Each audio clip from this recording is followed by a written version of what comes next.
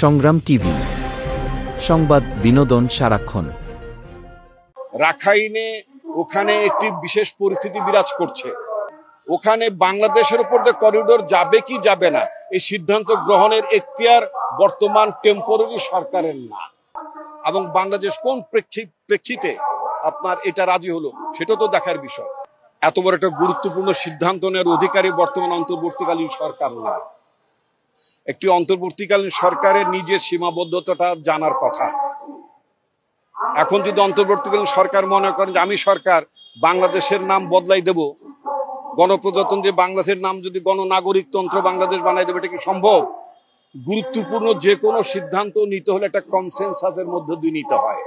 সুতরাং রাখাইনে ওখানে একটি বিশেষ পরিস্থিতি বিরাজ করছে, ওখানে একটা মানবিক পরিস্থিতি বিরাজ করছে, সেটা আমরা জানি। আমরা জানি এন্টার রাখাইন রাজ্য মায়ানমার ওটাকে ব্লক করে রেখেছে, ওখানে একটা মানবিক বিপর্যয়ের মতো ঘটনা ঘটছে, সেটা আমরা জানি।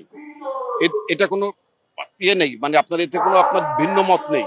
কিন্তু ওখানে বাংলাদেশের উপর যে করিডোর যাবে কি যাবে না এই সিদ্ধান্ত গ্রহণের এখতিয়ার বর্তমান টেম্পোরারি সরকারের না।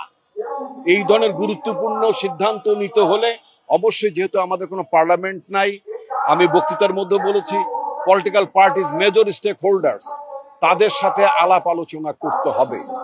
বিকজ আমরা এক্স্যাক্টলি জানি না যে এই করিডোরের মধ্যে বাংলাদেশকে আর কি কি দিতে হবে।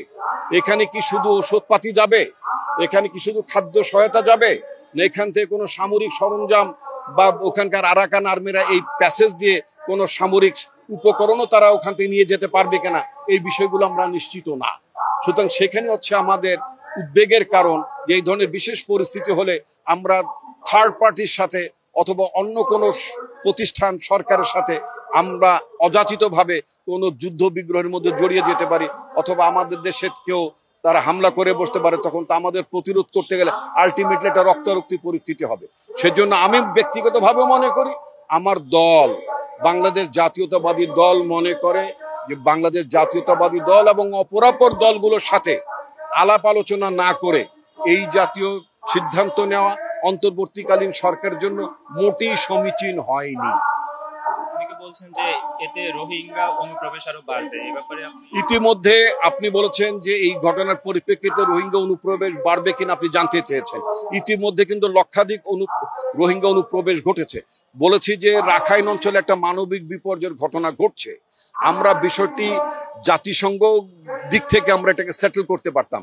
যেমন ধরুন যে রাখাইন রাজ্যে ওখানে কিন্তু একটা আন্তর্জাতিক সমুদ্র বন্দর আছে, শুধু ভারত নির্মিত একটা সমুদ্র বন্দর আছে, এটার নাম হচ্ছে সিত্তোয়ে সমুদ্র বন্দর। আবার একই রাজ্যের আরেক প্রান্তে চীন নির্মিত আরেকটি আপনার সমুদ্র বন্দর আছে। সুতরাং জাতিসংঘ ইচ্ছে করলে ভারতের মাধ্যমে ভারত নির্মিত সিত্তোয়ে সমুদ্র বন্দরের মাধ্যমে তারা কিন্তু আপনার মানবিক সহায়তাগুলো জাতিসংঘ অপারেট করতে পারে। চীনের মাধ্যমেও চীনের ওই বন্দর ব্যবহার করে জাতিসংঘ এই মানবিক সহায়তা দিতে পারে। সুতরাং ভারতকে অ্যাপ্রোচ না করে, চীনকে অ্যাপ্রোচ না করে বাংলাদেশের উপর দিয়ে চালানোটা এটা ঠিক হয়নি। এবং বাংলাদেশ সরকারের ওই পররাষ্ট্র মন্ত্রণালয়ের যে ব্যক্তিবর্গ আছেন তাদের বোঝার কথা ছিল যে হোয়াই বাংলাদেশ, কেন বাংলাদেশ, এটা ভারতকে কেন জাতিসংঘ অনুরোধটা করছে না, চীনকে কেন অনুরোধটা করছে না, নাকি ভারত অস্বীকার করেছে, চীন অস্বীকার করেছে, সেটা তো আমরা জানি না। এবং বাংলাদেশ কোন প্রেক্ষিতে আপনার এটা রাজি হলো সেটা তো দেখার বিষয়। এই ব্যাপারে পররাষ্ট্র মন্ত্রণালয়কে আপনার ক্লারিফাই করতে হবে, এটা আমরা মনে করি।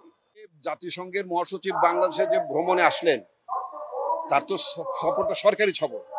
এই সরকারি সফরের পরেই তো আপনার এই মানবিক প্যাসেজের কথাগুলো উঠলো। এটা ম্যাচিউর হলো তো আপনার আমরা কেবল জানতে পারলাম এই মাসে, কিন্তু এটা বলা যেতে পারে যে এটা শুরু হয়েছে, সূচনা হয়েছে ওনার সফরের মধ্য দিয়েই।